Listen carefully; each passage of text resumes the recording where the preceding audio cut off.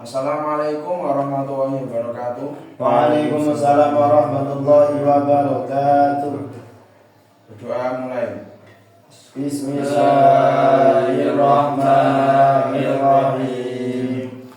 Raditu billahi rabban wa bil islami dinan wa bi Muhammadin sallallahu alaihi wasallam nabiyyan wa rasulah.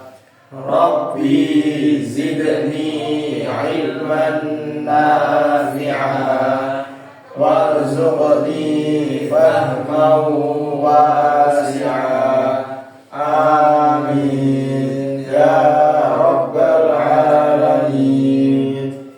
Oke, saya absen dahulu. Untuk para Rafik Hadir. Imanuddin, Hadir. Taufik, Hadir. Khairuddin, Hadir. Hekar Mukhtar. Oh, bising Pak. Masih di kamar mandi, Pak. Ah. Iya, masih di kamar mandi. Astagfirullahaladzim. Bising Pak Udu jadi Pak. Khairus Nawi, Hadir. Petong. Alfa Pak.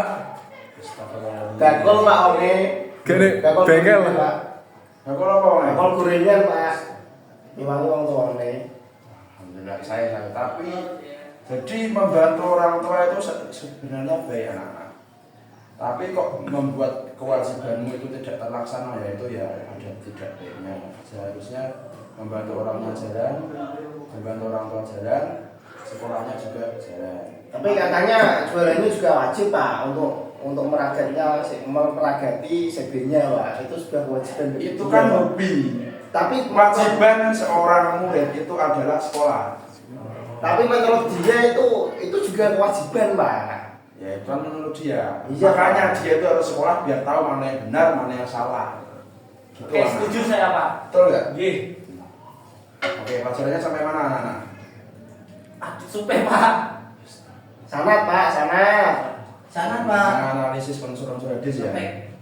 Enggak ada. Eka, masuk Eka. Mau. Kemaulinan saya. Lanjut diam ya. Astagfirullahaladzim. Jangan ditiru anak.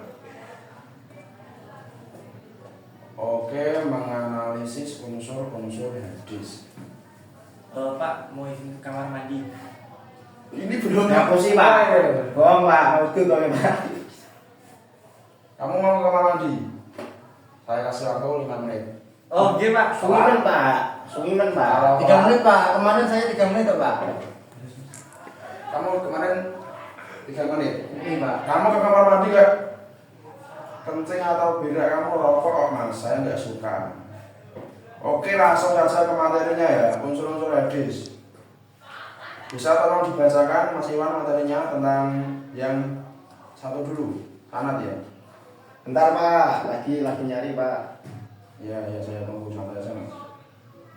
Bismillahirrahmanirrahim. Sanad. Cara bahasa sanad berasal dari kata sanad.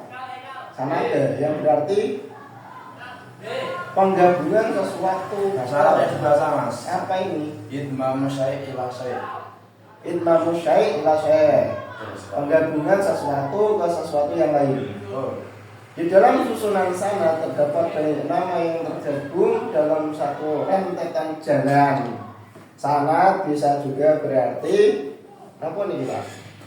Al-Mu'tamad. Al-Mu'tamad, Ya. pegangan atau tempat bersandar, tempat berpegang yang dipercaya atau yang sah. Sanad diartikan sebagai sandaran karena sanad hadis merupakan sesuatu yang menjadi sandaran dan pegangan. Hati-hati aja Mas, nanti temannya kasihan kalau nggak berjulang menjawab.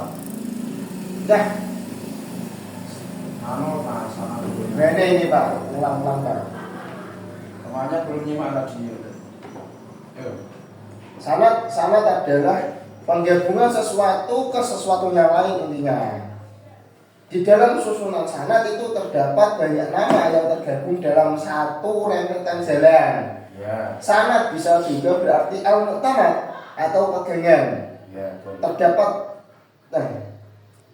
tempat berpegang yang dipercaya atau yang sah. Jadi sandaran tersebut itu bisa dipercaya, yang menjadikan itu menjadi sah. Sanad diartikan sebagai sandaran karena sanad hadis merupakan sesuatu yang menjadi sandaran dan pegangan. Sedangkan secara terminologi, sanad adalah jalan yang dapat menghubungkan matan hadis sampai kepada Nabi Muhammad SAW. Dengan kata lain, sanad adalah rentetan perawi-perawi atau silsilah. Artinya susunan atau rangkaian orang-orang yang menyampaikan materi hadis tersebut sejak yang disebut pertama sampai kepada Rasulullah. Dengan pengertian ini maka sebutan sanad hanya berlaku pada serangkaian banyak orang, bukan dilihat dari sudut pribadi secara perorangan. Stop. Paham nggak kamu? Saya ya paham tuh Pak. Coba. Maksudnya Enaknya itu gimana? Sanad itu apa? enaknya itu kan rentetan Pak, semacam rantai. Ya. Rantai. Kalau di bahasanya IPA itu ada ekosistem. Nah, sana itu juga ekosistem. Semisal kalau di pelajaran IPA itu kan tikus dimakan ular, itu kan rentetan. Ular dimakan elang. Ya. Lah elang nggak tahu dimakan siapa. Oh, intinya kan rentetan itu Pak. Iya, Pak. Nah, semisal hadis itu Dengar ada Din? Iya Pak. dalam hadis itu ada sanad. Sanad itu di dalamnya ada perawi-perawi. Lah perawi itu dia itu nyambung ke gurunya ila Rasulullah. Jadi itu sanadnya itu nyambung. Lanjut. Lah itu kan hadisnya itu bisa dibuat pegangan selagi sanad itu bisa dipercaya atau sah. Kalau sanadnya itu tidak runtuh, tidak ada runtutannya, maka itu tidak sah, tidak bisa dibuat pegangan. Maka itu yang harus ada dalam hadis Pak. Topik Bang. Alhamdulillah paham Pak. Ya, saya jelaskan sedikit dulu ya. Inti dari unsur-unsur hadis. Jadi unsur-unsur hadis itu bisa dinamakan hadis jika terdapat 3 komponen. Yang pertama adalah sanad. Apa itu sanad? Ya tadi yang sudah dibaca oleh teman kalian semua tadi, Mas Iwan. Runtutan perawi-perawi yang sambung sampai Rasulullah SAW. Kemudian yang nomor 2 adalah matan. Ya, yang ketiga baru apa? Rawi, betul sekali. Yang kedua matan. Oke, saya bacakan saja. Matan, apa itu matan? Matan itu berasal dari bahasa Arab yang terdiri dari huruf mim, ta, dan nun. Matan memiliki makna ma saluba wa irtafa'a min al-ardi, tanah yang meninggi atau punggung jalan atau bagian tanah yang keras dan menonjol ke atas. Jadi secara terminologi, istilah matan dalam ilmu hadis adalah redaksi sabda Nabi Muhammad SAW atau isi dari hadis tersebut. Jadi matan, intinya matan itu adalah isi. Contoh kata-kata hadis yang dengannya terbentuk makna. Al-mu'minu lil mu'mini kal bunyani yashuddu ba'du ba'dun. Rawahu Syekhona an Abi Musa. Artinya orang mukmin yang satu dengan orang mukmin lainnya bagaikan suatu bangunan yang saling menopang antara satu dengan yang lainnya. Maksudnya Pak, gimana belum paham itu Pak maksudnya? Yang mana Mas? Yang itu lah yang menopang. Ya itu. Menopang. Contoh matan bagaimana Pak? Ya itu Pak, itu tadi. Nanti saya jelaskan di akhir, santai saja.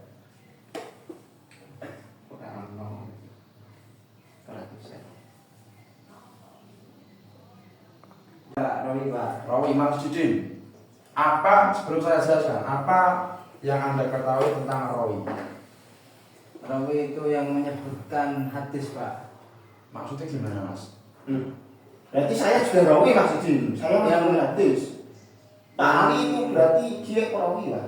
Dia menyebut hadis tadi. Tapi itu hadisnya secara lupa Pak saya Pak. Rawi adalah orang yang meriwayat. Ulang, rawi adalah Orang yang meriwayatkan Pak. meriwayatkan apa? Meriwayatkan Pak. Meriwayatkan apa? Hadis Pak, hadis Pak. Betul sekali. Iya Pak. Contoh ya di sini ya, Iya Pak. agar jelas. Kamu ketika membaca hadis itu pasti ada rawahul Muslim, rawahul Bukhari. Nah itu rawi. Jadi rawinya adalah Imam Al-Bukhari. Nah di sini saya lanjutkan aja ya. Iya Pak. Ini waktunya sudah hampir habis ini. Paham kan? Rawi, sanad, matan.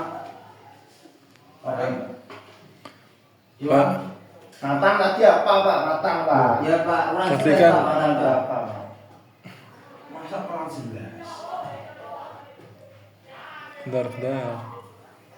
Matan ada dalam ilmu hadis ada redaksi sabda Nabi Muhammad. Jadi matan itu apa yang disampaikan oleh Nabi, yaitu isinya atau matannya.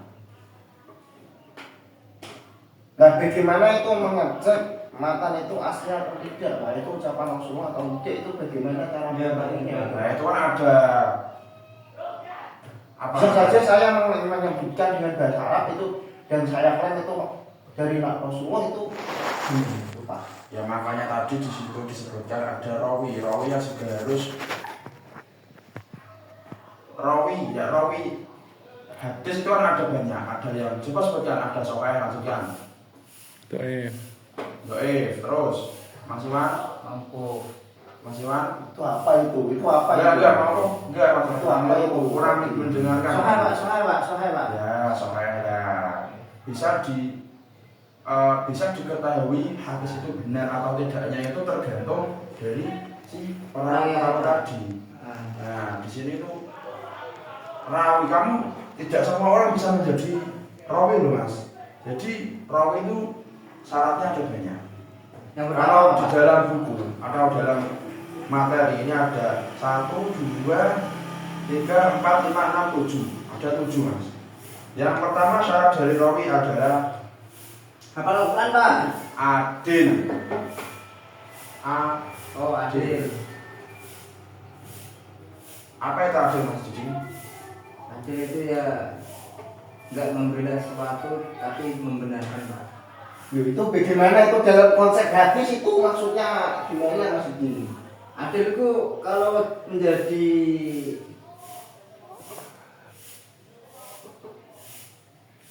Ini dalam konteks hadis loh Mas Didi, bukan dalam kehidupan nyata loh Mas Didi. Oh ya sudah, saya jelaskan. Adil itu tergantung Kita membandingkan, dalam konteks apa. Ya di sini kalau di konteks adil di dalam studi hadis berbeda dengan adil dalam konteks kesaksian atau hukum. Nah di sini adil dalam hadis ini adalah melaksanakan kewajiban-kewajiban dan menjauhi perbuatan-perbuatan haram yang mengakibatkan pelakunya fasik. Gitu ya. Tahu adil bisa dipahami? iya Pak. Oke. Syarat yang kedua dari seorang rawi adalah muslim. Saya juga muslim Pak. Iya, kamu hanya satu kan? Yo, tapi adil, saya juga adil Pak. Sebentar mas, sebentar. Berarti saya bisa Pak. Jadi rawi Pak. Dengarkan Bapak Guru dulu. Nomor 2 adalah muslim. Jadi tidak boleh orang Nasrani, Hindu, Buddha, Konghucu, apalagi ateis menjadi perawi, tidak boleh. Kaitannya syarat rawi itu harus orang muslim. Di sini berdasarkan firman Allah Subhanahu wa taala dalam Quran surat Al-Hujurat ayat 6. Yang ini maksudnya apa? Ayat berapa dulu Pak? Ayat 6. Ayat mana Mas Didi? Lupa Pak. Mas Iwan. Ayat berapa tadi Pak? Ayat berapa tadi Pak? Ayat 6. Nah, Duh kok awalnya gimana itu Pak awalnya? Ya ayyuhalladzina amanu in ja'akum fasiqun Binabain fatabayyanu terus fatabayyanu antusibu antusibu qauman bijahalatin fatusbihu fatusbihu ala ma fatakum nadibin. Yang artinya itu, wahai orang-orang yang beriman, jika seseorang yang fasik datang kepadamu membawa suatu berita, maka telitilah kebenarannya agar kamu tidak mencelakakan suatu kaum karena kebodohannya, yang akhirnya kamu menyesali perbuatan itu. Syarat yang nomor 3 adalah balik. Sudah tahu semua kan? Saya juga balik Pak. Sekali. Syarat yang keempat itu berakal. Saya juga berakal Pak. Syarat yang kelima, tidak pernah melakukan perbuatan dosa besar. Saya juga Pak. Enggak. Contoh Pak, contoh Pak, contoh Pak. Contoh, Contohnya. zina, Minum khamar Pak. mencuri, minum khamar. Nah, itu. Syarat yang nomor Loh katanya semua manusia sudah melakukan maksiat Pak, kecuali Nabi Muhammad Pak.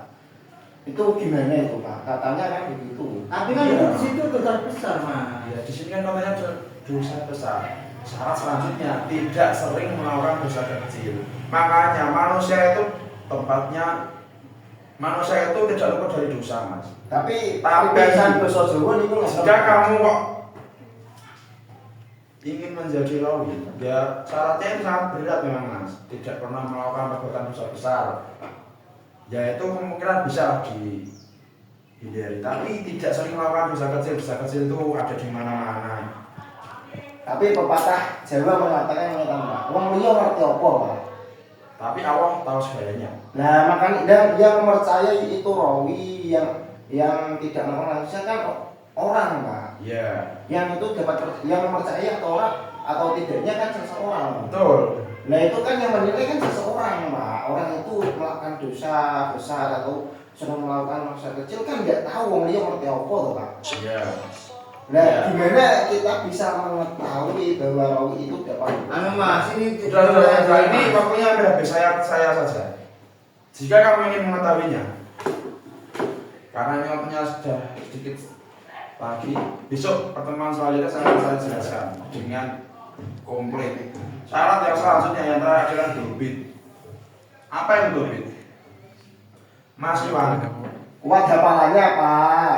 Ya, betul sekali. Jadi dobit itu ada dua pengertian.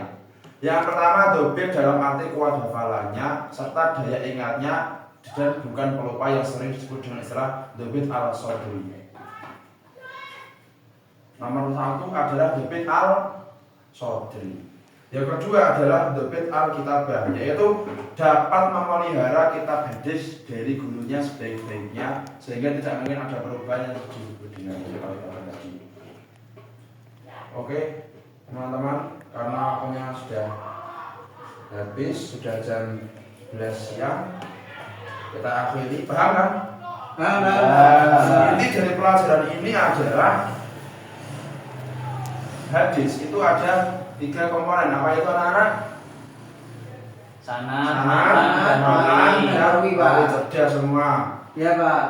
Oke, kita akhiri dengan bacaan Ada orang Pak. jangan lemas. Walasri aja, walasri.